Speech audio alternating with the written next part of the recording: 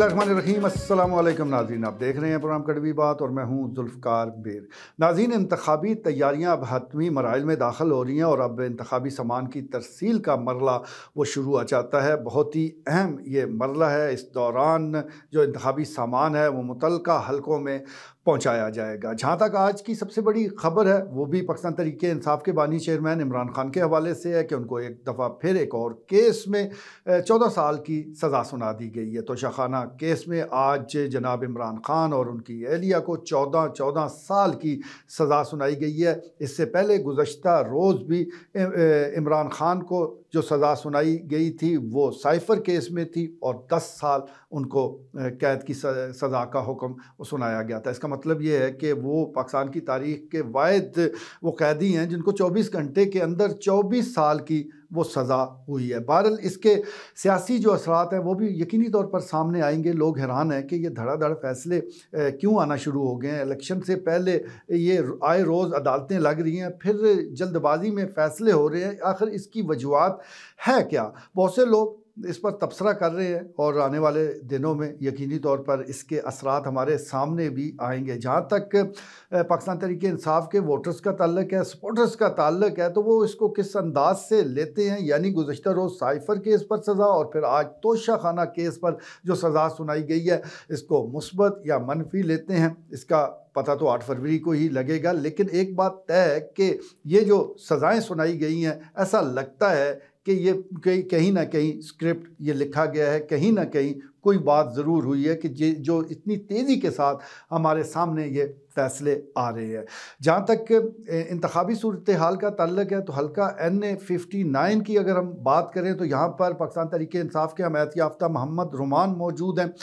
मोहम्मद रुमान इस वक्त मुल्क में भी मौजूद नहीं है और उनकी पार्टी भी दबाव का शिकार है। लेकिन इसके बावजूद तलगंग से ये खबर आ रही है कि तलगंग और लावा में उनकी पोजीशन अच्छी है और लोग बिलखसूस इस वजह से कि उनकी जमात ने या उनके जो सियासी सरपरस्त हैं उन्होंने तलगंग को ज़िला बनाने में मदद की है, ज़िला बनवाया है, तो इसलिए लोगों की हमदर्दियाँ साथ हैं। जहाँ तक सरदार गुलाम अब्बास खान का ताल्लुक है तो उन्होंने बड़ी तेज़ी के साथ अपनी पोजीशन को बेहतर बनाने की कोशिश की है।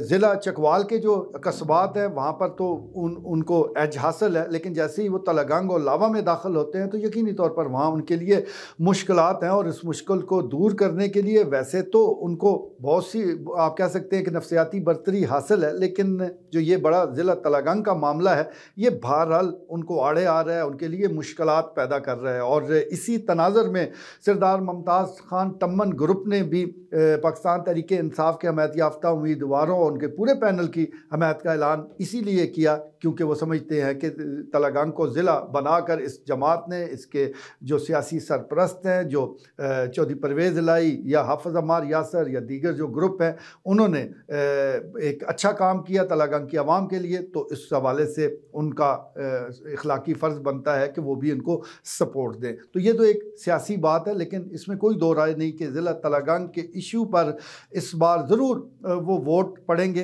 अब इसको कितना कैश करवाया जा सकता है, इतने सख्त हालात में किस अंदाज से इस वोट को वो हासिल किया जा सकता है, ये अपनी जगह सवाल ज़रूर मौजूद है। तो सरदार गुलाम अब्बास हो, मोहम्मद रुमान हो, एक अच्छा मुकाबला हमें देखने को ज़रूर मिलेगा। जहाँ तक हल्का PP 22 का ताल्लुक है तो यहाँ पर सरदार गुलाम अब्बास को एज हासिल है, उनको बर्तरी हासिल है। इसकी दो वजूहात है। एक तो इस बहुत सा हल्के के बहुत से कस्बात ऐसे हैं जो कि चकवाल से जिनका ताल्लुक है, चकवाल के करीब पड़ते हैं, तो यहाँ पर उनको काफ़ी बर्तरी हासिल है। और फिर दूसरी बड़ी वजह यह है कि हकीम निसार क्योंकि पहली बार इंतखाबी मैदान में कूद रहे हैं और उनके कोई ज़्यादा राब्ते भी नहीं हैं, तो इस वजह से उनको बहरहाल मुश्किलात का सामना है।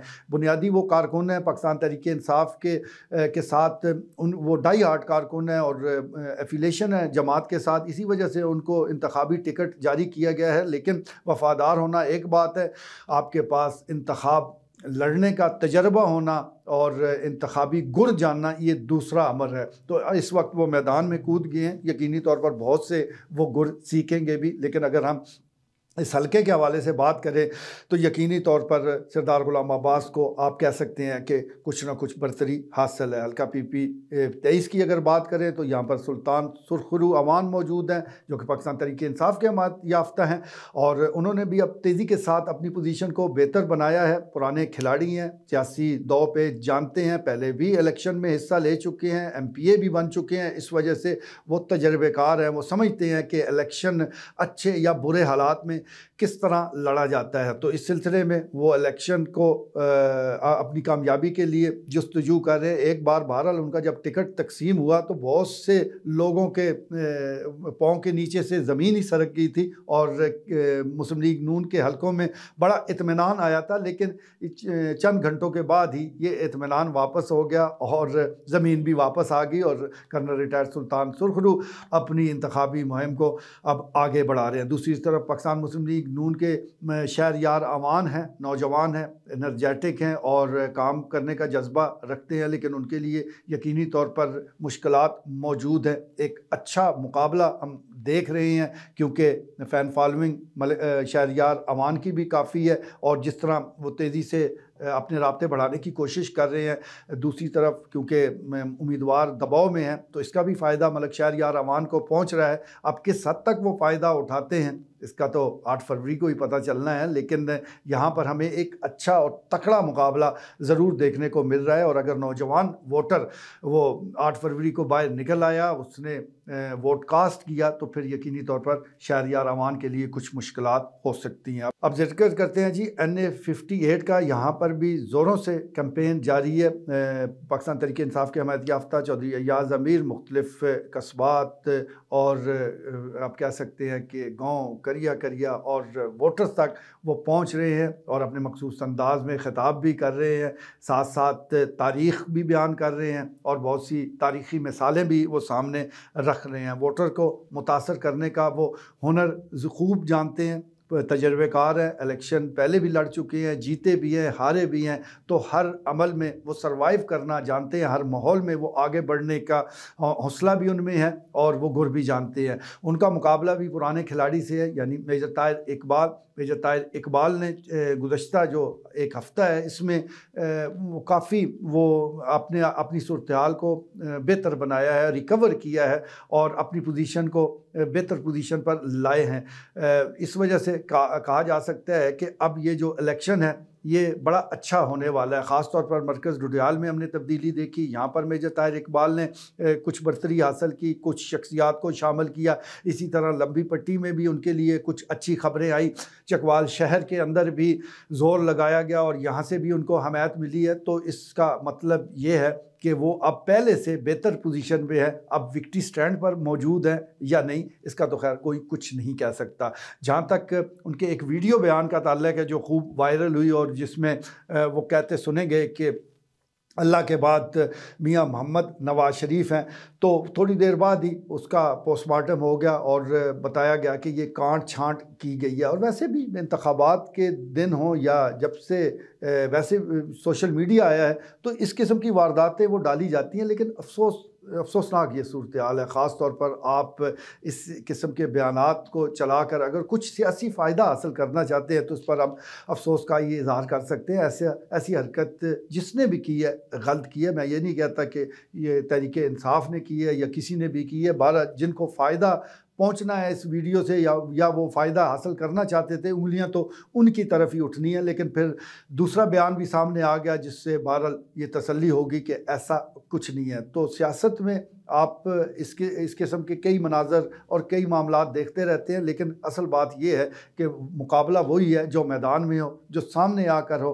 आप वोट की बुनियाद पर दूसरे को शिकस्त दें, साजिशें नहीं होनी चाहिए। इस किस्म के जो एडिट शुदा क्लिप्स हैं वो सामने नहीं आने चाहिए। बात पूरी बताई जाए तो ही अच्छा है। इस किस्म के हथकंडों से हमेशा नुकसान ही होता है, जिस तरह के इस बार भी हुआ है। लेकिन उम्मीद करते हैं कि 8 जो फरवरी का दिन है वो अल्लाह करेगा कि अच्छे तरीके से वो गुजरेगा, क्योंकि बहुत से खदशात, बहुत से तफक्कुरात मौजूद हैं और ये हकीकी हैं, क्योंकि हम इलेक्शन कैंपेन के दौरान भी देख रहे हैं कि लोग आगे पीछे हो रहे हैं। तो इलेक्शन डे वाले दिन क्या मामला होगा, क्या पाकिस्तान तहरीक इंसाफ के जो हमायत याफ्ता है, उनके सपोर्टर, उनके पोलिंग एजेंट या उनका और जो हमदर्द लोग हैं, क्या उनको दबाव में लाने के लिए फिर कोई कार्रवाइयाँ होंगी? इस बात के इशारे तो मौजूद नहीं हैं, लेकिन बहरहाल ख़दशात ज़रूर मौजूद हैं। और अगर ऐसा खुदा न खास्ता होता है तो फिर इस इलेक्शन की जो रही सही